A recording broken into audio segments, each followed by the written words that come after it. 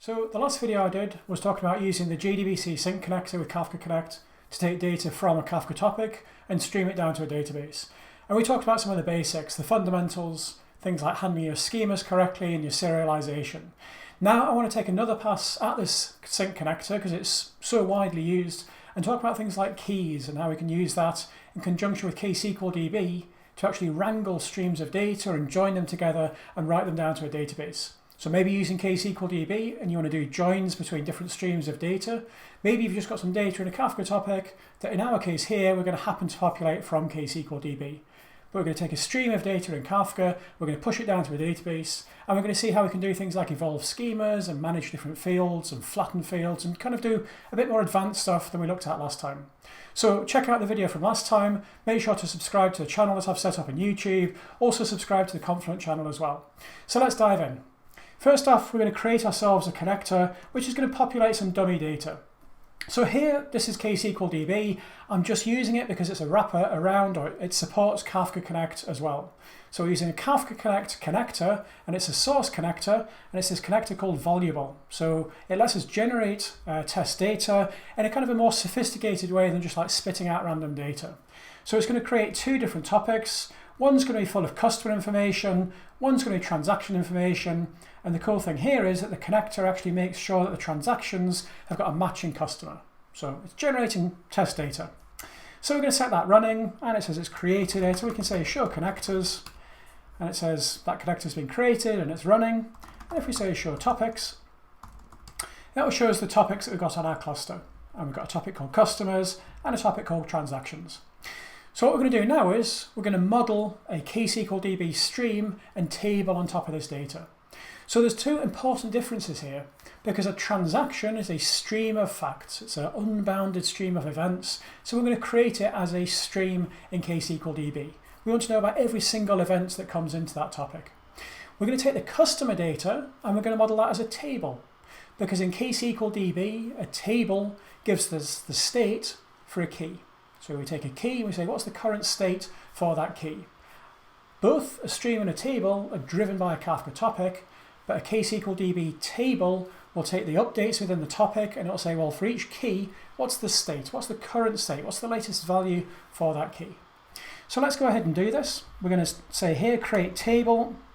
We'll copy this into here.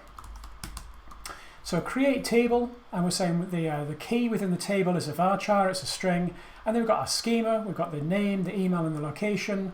The location is a struct, so we've got a nested field there, and it comes from this topic called customers, and the value is in JSON. So we're not creating any new data here. That's been created by that connector previously, the test connector. When we say create table against an existing topic, we're simply declaring that topic as semantically being available as a table to work with. So we create that, and we can say show tables. And it says you've got a table called customer, and we can describe it, and it says it's got a schema. And we could say, well, let's query the offset, let's set the offset because we're going to query the table and we want to start processing from the beginning of the topic. So then we can say select star from customer. It says you need to emit changes. And so it says here is the contents of the table. You've got the timestamp of the particular message, you've got the key, and then you've got the value. So we've got a bunch of different names here. So you may recognize where they've come from. You've got the email, and then you've got the location. And the location we can see is a nested field. Just as a little side note, we could actually take that location. So let's pull out a couple of different fields. We could say location, we can access the individual fields. So location city and location planet. And this just pulls out those particular fields. So you can already see why modeling a topic within ksqlDB is kind of useful, because we can take a topic and we can start to pick out individual fields. We could filter it. So we could say from customer, where name begins with B. And now that just returns the names within that table that begin with B. So we've created a table that's our reference data or for our customers, and now let's pull in the transaction information. So the transactions are going to be a stream of data. Let's clear the screen and paste that in. So our transactions, it's a stream, it's against an existing topic as before. So we're not creating any new data, we're simply declaring a stream on top of the topic. And then we're saying it's got a schema. So we create that. We can say show streams. And we've got a new stream called transactions that comes from the topic called transactions. So let's take that and we can say describe it.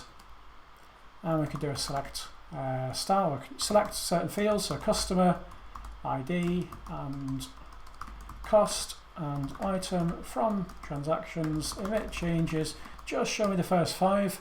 It says here are the first 5 messages, the first 5 records from that stream. So we've got a table of data, we've got a stream of data.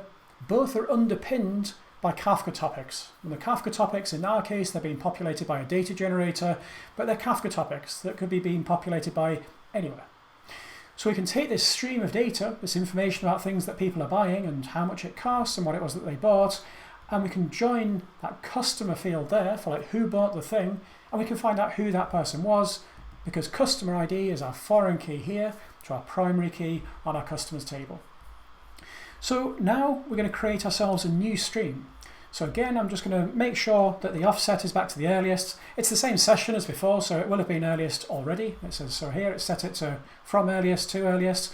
But if this is a new session, we would want to make sure we set it to earliest, because we're about to create a new stream, and we want that new stream to process all of the data from the beginning of the topics that we had. We could set it to latest as well if we only wanted to process new events as they arrive. So let's paste this in here and have a look at what it's doing. We're saying we want to create a new stream, but the difference now is we're actually going to create a new stream and it's going to build and populate a new topic. So we're now putting new data into our Kafka cluster. We're going to serialize that data using Avro. So the data coming in was JSON, we declared the schema on top of it, but Avro is more useful because it stores the schema within the schema registry. So when we come to use this stream in a moment for other things like plugging into a database, that schema is available and we don't have to redeclare it and type it in, which is useful. So now we say we'd like to pick out this information from the transaction, so the timestamp, the cost and so on, and the information about the customer. And then it's kind of like just SQL. We say from this place, do a left join to here on this foreign key, primary key relationship. The only slightly odd thing that you might notice, we're pulling out the row time from the transaction stream. So we're using the timestamp of the messages in the transaction topic, and we're saying, well, that's the timestamp for our transaction, and so let's actually materialize that as a field, because when we want to put it into the database, we're going to need that there. And then the join that we do here to customers is on the row key, because the messages in our customer topic are keyed correctly on the customer ID, so that's the field that we join to here. So we create the stream, and it says we've created it, and we can say show streams, and now you'll see we've got a new stream called transactions enriched, backed by a Kafka topic of the same name. At this point here, where we created the stream, we said with value format equals this, we could have said Kafka topic equals this, and partitions is this, and replicas is that. You can specify the topic details that you want to write to. By default, it will just pick up the same name as the stream that we've created. So we've created this stream, and we can describe it. So let's describe transactions enriched. And we can see we've got the new schema, so we've got all the fields that we asked for, we've got the location has come through, it's still a struct, and we can select from it. So select star from transactions enriched, and I keep forgetting, emit changes, and now this is going back to the beginning of the topic, because the offset was set to earliest, and that's a session-wide setting, so this has gone back to the beginning of the topic, and now it's showing the live data as it's arriving. So it's ticking over, and we've got 2 messages per second being generated by this data generator. So we've got these transactions occurring. We can see that we've got the key out to the customer field here. We've got the customer name, customer email, location, and then whatever it was that they bought. So this is useful. We've now got a Kafka topic, and I can show you it's a Kafka topic, show topics. And within our cluster, we've now got a topic called transactions enriched. So here's our source topics. These are the ones that we said these topics exist. We will declare a stream and a table on top of them. And then we've taken those and we've written to a new topic, which is the stream that we created. So within that topic, we can say, well, show me that topic. And this is just a consumer that we're running. We could use Kafka cat or console consumer, print this topic, And it says, well, here is this topic. And it goes through and it just dumps out the contents of it. If I pause the screen there, you can see we've got a timestamp for it, it's got a key, and it's got a value. So we've got the payload here, which has got those different columns in that we asked for when we did that select. Now, let's take this stream of data. So we've got an inbound source of transactions, we're enriching it with information, we're writing it back to a Kafka topic. Let's now stream that to a database. So again, we're going to use Kafka Connect for this. And again, I'm going to use ksqlDB as the wrapper for invoking and creating that connector. So here, we're going to use the JDBC sync connector. We're going to stick it into Postgres, but you can use any database that's got a JDBC driver. That's a kind of common one. And all we need to do is this. Create sync connector. We give it a name. We say we'd like to use the JDBC sync connector. Here's where our database is located. Here's our credentials. Here's the topic that we'd like to sync to the database. So this is an important point because sometimes people get mixed up on this. The topic name is the topic name, not the stream name. Now in our case, they're one and the same. Our stream is called TXNs Enriched, our topic is called the same. But it's case sensitive, so if you've created a stream with a lowercase name, the topic will actually have a lowercase name. If you've typed it in lowercase but without quoting it, the topic name will actually go to uppercase. So make sure that you check. And the quick way to check that is we could say show streams. And it says here is our stream name here, and here is our topic name here. So it's the same. So important point because it won't throw an error. It'll assume that you meant the topic name that you put in, and it'll sit there and it'll wait for that topic to get data into it. But obviously there's no data because we've specified a different name. So the topic is this. We're overriding the key converter because by default it's set to Avro in our connector worker settings. We want to say automatically create the object in a database and evolve the schema if it needs to change. We've created the connector. Show connectors. Let's see if it's working. It says, oh dear, it's not working. There's a warning. So that wasn't planned. So let's go and have a look at what's actually going on there. So to do that, I'm going to have a look at the Kafka Connect worker log. So I'm using Docker. Let's just show you that. So Docker compose logs-f Kafka Connect. And all of this code, by the way, I'll put on the GitHub repository, the demo scene GitHub repository. So this gives us the log of the Kafka Connect worker. And we can see what the problem is. It says here, through an unrecoverable exception, something, connect exception. Okay, the source schema is a struct, and that type doesn't have a mapping to the SQL database column type. So we're saying take this data and put it into a database, and the sync connector is saying, well, I would like to do that, but you give me a struct, and Postgres doesn't have an equivalent of a struct. Or if it does, it's not implemented by the sync. So we need to go back to ksqlDB. We need to remind ourselves what the stream looks like. So show streams. We've got a stream here called transactions enriched. You can say describe that. So here we've got this location, which is a struct. And what we want to do to put it into the database is say, well, flatten that out. So just take the location city, the location planet, and create those as new fields in the root level of the message. So rather than having it as a struct with a nest, just flatten it out. And this is very, very common when you're working with data coming from JSON, where people nest these things heavily. For putting it into a database, a lot of the time you want to flatten it out. Fortunately, there's an easy way to do that. Well, there's several easy ways. One is we could use ksqlDB to flatten it out when we created that stream. So we did that create stream as select, the transactions enriched, and we did the join.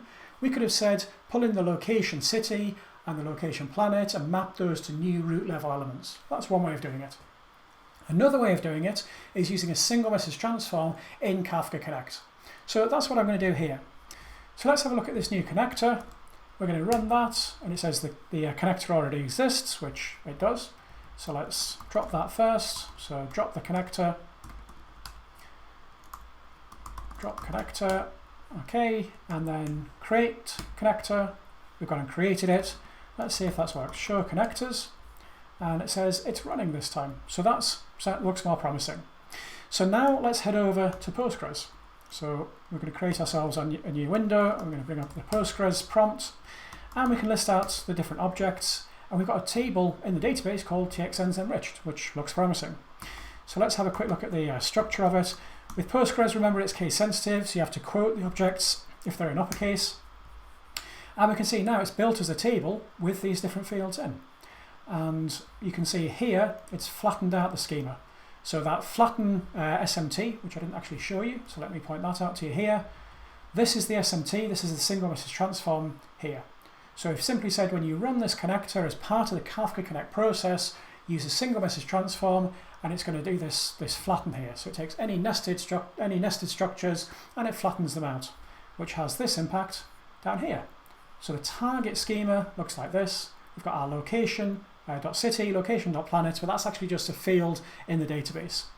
And we can query it. Select start from TXN's enriched, and there's our data.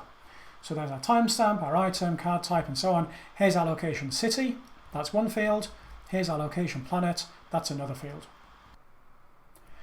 In our table, we've got data that includes various different data types. We've got some strings, we've got some doubles.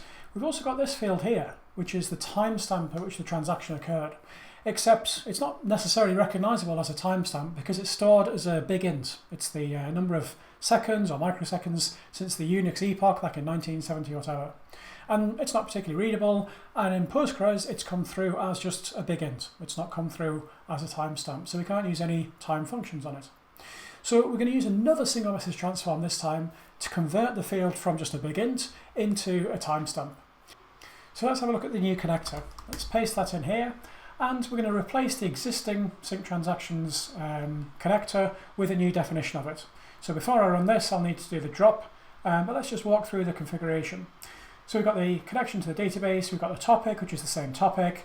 We've got here, we're doing the transform, the flatten, and we're going to take the transaction timestamp field from the source, and we're going to say, well, we're going to use a timestamp converter on it, convert it from the big int out to a target type of timestamp, which means that when it goes to Postgres, Postgres will recognize it as a timestamp and it will do it appropriately. Or rather, Postgres won't recognize it as a timestamp. The JDBC sync connector will say to Postgres, I've got a timestamp, and it will run DDL to Postgres saying, create this field as a timestamp. So I'll create that. It says it exists already, which it does. So we drop it and recreate it. So we've created our connector. Now let's just check the status of it. Show connectors. And now it's saying the sync is in warning state. Okay, so something's gone wrong with it. So let's head over to our Kafka Connect worker output log and see what the problem is. And it says the problem here is we've caught an unrecoverable exception, and the batch entry insert into here has failed because invalid inputs syntax for type big int. So we're trying to put our timestamp, which is what's coming through because we've done that conversion, into a big int field because the TXN TS timestamp field in Postgres in the existing table is a big int, and we've changed it upstream in the connector to say actually make it a timestamp. So you can't really change a big int into a timestamp in the target database automatically. So I guess we could run an alter on the database and manually do this ourselves, but actually we've already got all of the data in Kafka, so let's just redirect it to a brand new table with the correct definition on the table. So we're going to head back to ksqlDB, we're going to drop that connector there, and now we're going to create the existing one, and I'm going to do this. We're going to say take the topic name here, and you may have noticed this previously, table name format. So by default, and if I didn't leave this out, the default would be this anyway, by default the topic name from Kafka is what's used as the table name when it's created in the target database. But you don't always want to do that. Maybe, like we're doing here, we're just fiddling around, we just want to put it to a new table. Maybe in the target database it needs to be in a certain naming standard. But either way you can modify it. So here we're going to say we're just going to do 01 on there. And I'm going to rename the connector, and I'm going to put a 01 on there, because when we create a new connector, it gets us a new offset, and it's going to start from the beginning of the topic. If I took this existing connector, even though I've dropped it, the offset for where it got to previously, before we added in that SMT, would have been retained. So it would have carried on from where it got to. But what we want to do is we're going to take the existing topic and repopulate a brand new table from the beginning of that topic. So we're going to use a new connector name. I could go in and change the offsets. I could actually specify within the connector itself, start from the earliest, but we're just testing here, we're just mucking around. The quickest thing to do is just use the new connector name. So remember, even if you've deleted the connector, we've dropped the connector, the offsets of where it got to previously are still retained. So the quickest way to get around that, give it a new name. We've given it a new name, The topic is as before, so if we didn't override it, it would write it to the existing table name. We don't want to do that because we've seen it doesn't work because the schema doesn't match up. So we're just going to stick a 0, 1 on the end there. Creating the connector, show connectors. Hopefully this works. Okay, it says it's running. It's still running. Let's go down to Postgres and look at what objects we've got. And we've got a new object, txn's enriched 0, 1. And we can say, let's have a look at that table. Tell me about the structure. And now we've got txn timestamp, but now it's a timestamp field. So rather than it being a big int, so we can have a look at that. This is the previous one. The previous one, it was a big int. Now it's actually a timestamp, which is exactly what we wanted to do. And we could say select star from this new table. And it says there's all of your data, and you'll notice here it has an actual timestamp. And I could do date time arithmetic on that field because it's a proper timestamp field in the database. So that's what our connector looks like now. Let's just go back up to ksqlDB and remind ourselves.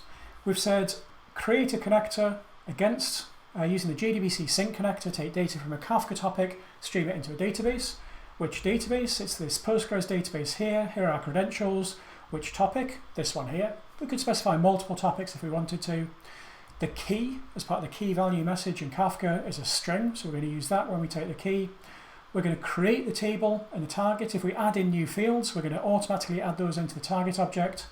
The table that we write to, we want to add on a suffix, so -01 here. We're going to use a couple of single message transforms. So as the message is read from Kafka, it gets transformed first before it's passed to the sink to write to the target system. We're going to flatten out the payload, so any nested values get brought into the root level with a dot delimiter between them. And then we're going to change the type of this field. We're going to say it's a timestamp, so use the timestamp converter in this particular field here to take the big int and cast it into a proper timestamp field so the target system that we're syncing it to is set up correctly. So that works. All of that data streaming in from the system upstream. We're enriching it with our transactions enriched streams. So if we say show streams, we can see that. We've got that txn's enriched. That's running continually. Describe extended. Against there, you can see how many messages have we processed. You can see the total messages per second, or total messages processed. That value is going up there. Oops. Okay, so we've processed that many messages, 3164, 3171. So it's a continually running application. The new messages come in the source topic. It runs through the stream, it joins out to the table, it writes it down to the new topic, and that new topic is going down to Postgres. Okay, you can go to Postgres, select star from there, we can see how many messages we've processed, or how many messages we've synced down to Postgres, 3199, so if we rerun the describe extended up here, we'll expect to see that higher. So the data's coming into Kafka, we're enriching it, writing it back to a new Kafka topic, and then that's going on downstream to a database. What about, though, if we want to do some aggregation? We could do aggregation in the database. Databases are very good at doing that. But maybe we want to aggregate that data upstream and just push the actual aggregate summary down to the target database.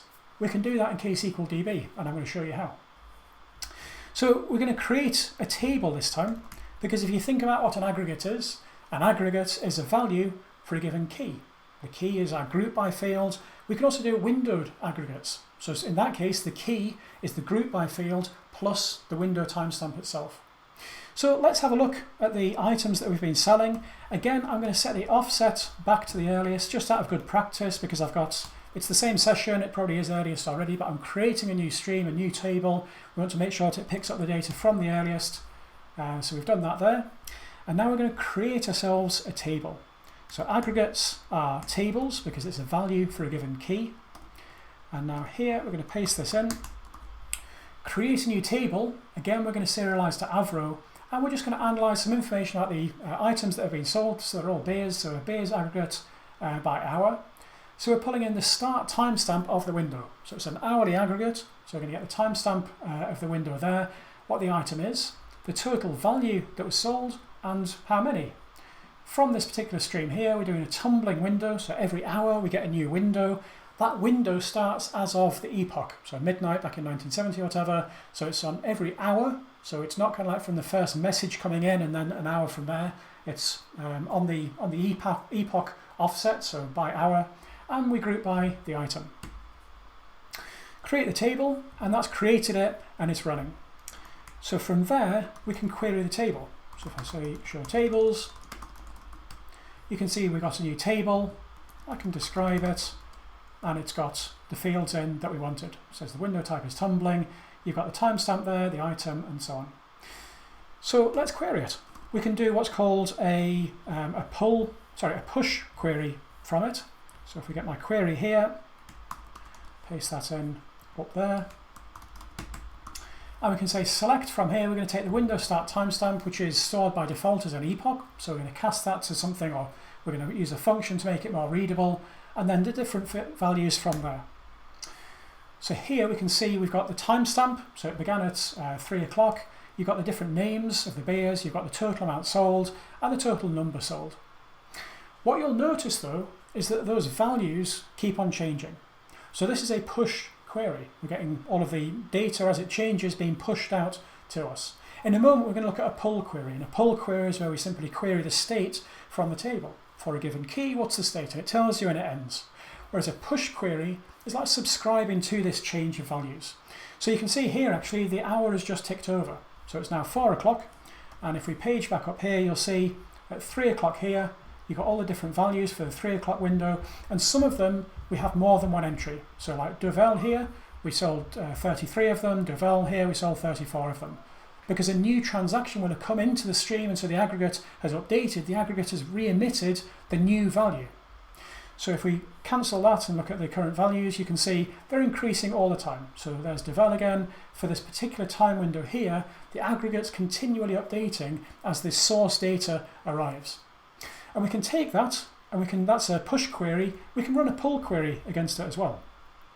So let's say I would like to see the current state for all of my aggregates for this particular key here, for Duvel, and it says, well, that's the current value, that's the state. And you'll notice it does this, query terminated. It doesn't sit like with a push query and ticking over continually. Here it simply says, here is the value of that state. So for the 2 o'clock window, we sold 32. 3 o'clock window, we sold 34. 4 o'clock window, we had sold 3 at the point of time when I queried it, but we could query it again and see if that's changed. Okay, it hasn't, and this is illustrating why you probably use a push query. If your application actually wants to know as soon as it does change, then you subscribe to it, instead of continually rerunning that query. But you can see here it just did change. Okay, so a new Duvel got sold, so that aggregate value has changed in the pull query that we're running. So there's our pull query. What's the current state for that aggregate, for that particular key? Here's a push query. If we simply say Duvel equals that, emit changes, now we subscribe to that stream of aggregate changes. So there's the current state, and now anytime a new Duvel gets sold, we'll get that pushed to us here. Okay, so that's building an aggregate and querying it within ksqlDB. You've obviously got the REST API that you could use within your own application to either pull out the particular values or subscribe to a push stream of value changes. Now let's build another aggregate, and I'm going to show you this time how we're actually going to push it down to a database as well. So this time we're going to build an aggregate which is going to show us information about our customers. So this is going to be called customer summary. And this time we're not doing a windowed aggregation. We're simply saying, across all of our customers, I would like to know how much they've bought from us in total, how many different items, or how many unique items, and when their most recent order was. So here we say select the customer ID and their name. We've got the maximum timestamp, so that's the most recent order. How many orders did they place, the total value of what they spent, and then account distinct against item, how many unique items. Does this customer come in and only buy one type of beer? Does this customer come in and buy lots of different types? So it's useful stuff to have. So we're going to select it from this enriched stream, because we also need the customer's name as well, not just their identifier. And we group by the unique thing here, which is the customer ID, and we also want their name in the output aggregate. So we create that table, and we can select values from it. So select the name and the most recent order timestamp, and how many orders they've placed from customer summary. And we're going to say emit changes. So this is a push query, and it says here's the information about your customers. And as new transactions are occurring, you'll see the customer name gets re-emitted. They've got kind of funky names. It comes from Hitchhiker's Guide to the Galaxy, and you'll see that the values are continually changing. We could say, now let's take that data and push it down to a database. So let's remind ourselves what we've got. We've got a table in ksqlDB called customer summary, it's backed by a Kafka topic. So when I did that create table here and said value format equals avro, I could have said also Kafka topic equals foo or bar. But because I didn't, it just defaults to writing it to a Kafka topic, which inherits the name of the table, customer summary. I can show you this even more clearly if we say describe extended customer summary. It says, well, it's a table. Okay, let's go here. So it's a table called customer summary, and it's writing to a Kafka topic called customer summary with one partition and a replication factor of 1. So it's just a sandbox. Here's the statement we used to create it, and you can see further down information about the timestamp, about the runtime stats of it as well. How many messages are we processing all the time? But it's a Kafka topic. Show topics. Oops. Here's topics. We've got a topic called customer summary, and if I say print that topic, it says here is the contents of that topic. So we've got the customer summary topic, and we've got the information being written to it, and we've got the value here that we want to push down to the database. So let's go ahead and do that. Again, we're going to use a sync, and we're going to say create sync connector. So let's copy and paste this in and talk through what we've got. Again, JDBC sync connector. It's connecting to the same Postgres instance. It's taking the data from the customer summary table, the string converter for the key, using the table name format, the -01, just to write it down to a customer summary -01.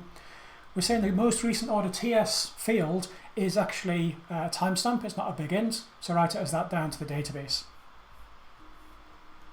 So let's run that, and hopefully that works. We can say show connectors and see that it's running, and we've got that sync connector there. And we can say describe connector, and it says it's running, which is good stuff. Here's our Kafka Connect worker, and if we go down to the database, we'll see we've got a new object called customer summary. So if I say select star from here, you'll see that for all of the different values that are coming through in the aggregate at the top, so let me just run that select again so that you can see what's going on. So the select in ksqlDB, it's a push query, it's doing a select against this customer summary table. If I run that, those are all the different entries going into that Kafka topic. So there's the current state, and then all of the new events coming into the stream upstream, which then contribute to the aggregate and re-emits the aggregate here. That's what we're seeing down in Postgres here. So if I query it, you'll see for the same particular key, we've got multiple entries in this table, because it's simply saying the topic has got all these aggregate state changes. That topic is what's get pushed down to the database using Kafka Connect. So if I select a particular ID from here, so let's select from here where the customer ID equals this, we're going to see we've got multiple entries. Okay, so it's the same customer, appropriate enough, there are 42 rows, but you can see the aggregate is continually changing. So the new messages arrive in the source stream, the aggregate updates, and every time the aggregate changes, we're getting new messages into the Kafka topic. That Kafka topic is what we're streaming to the database. And what we've got in the database at the moment isn't really what we want. In the database at the moment, we've got a table which has just got like all of the new rows all the time for the aggregates. That's not really an aggregate as such. In the database, we would expect to see a single row with a value which changes in place. So what we're basically saying is we would like to take this particular key and create it if it doesn't exist, and update it if it does. So let's go back to ksqlDB and let's have a closer look at the particular connector that we created. So the connector that we created, we didn't say anything about how we wanted to handle the keys, how we wanted to handle creating the data in the target system.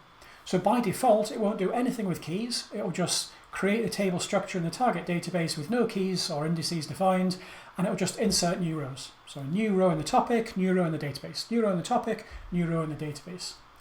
Whereas what we're actually saying is, within this table, if we just remind ourselves how we created that table, this table has got a key to it, which is the customer ID and the name.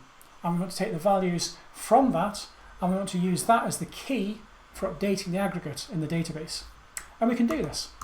So let's drop that and go down here and create ourselves a new connector and have a look at that up here. So now we're creating a new connector. It's got a 02 suffix, so it's a brand new connector. We're writing it to a brand new table with a 02 suffix on there. And now we're doing this. The insert mode is an upsert. So insert if it doesn't exist, update it if it does, upsert. The primary key mode is we're going to take values from the record's value. Okay, sorry, fields from the record value, as opposed to fields from the record key. So these are values that we have in the fields that we have in the value of the Kafka message. So the customer ID and the name, they're part of the fields that we're writing down to the target system. And so here are those fields, those that are what are going to make up our primary key. The rest of it is as before. Show connectors. Let's make sure it worked. So here's our new one, and that's running. And if we go down to Postgres now and say, show me what objects we've got customer summary. And if we say, well, tell me about that table, what's it actually look like? It says, okay, well, you've got your fields here, but we've also got a primary key defined against those particular columns. So we've defined the primary key, and we've also told Kafka Connect to do an upsert, which means that if I run this same query, okay, customer summary 02, so we're going to do the same thing. We're going to look up the value for a particular key. We're going to get a single row back because it's doing the updates in place. If I query it again, we can see those values are changing as the new values come through. So let's go back up to ksqlDB and do that select so we can see the values changing here. If we query it in Postgres again, you can see that value is changing. So each time I do a select, it's doing a select against the table for this particular key. It's saying, well, here's the particular value, and it's just changing in place. It's doing an upsert, it's not doing an insert. So there's it behaving as we want it to. ksqlDB is calculating and building the aggregate object. The aggregate object is persisted into a Kafka topic. That Kafka topic we're streaming down to a database, but we're defining what the key is, set in the target database. Instead of just like inserting all of these new messages, we're actually just updating it in place based on that key that we've defined. So that's a little bit more of a dig into what you can do using the JDBC sync connector, with a little bonus of ksqlDB in there as well to enrich the streams, to build aggregates out as well. So if you like this, leave a comment, subscribe to the channel, subscribe to the Confluent channel as well, and I'll make more of these videos if you tell me what you'd like to see, what you'd like to understand more about around Kafka Connect and ksqlDB.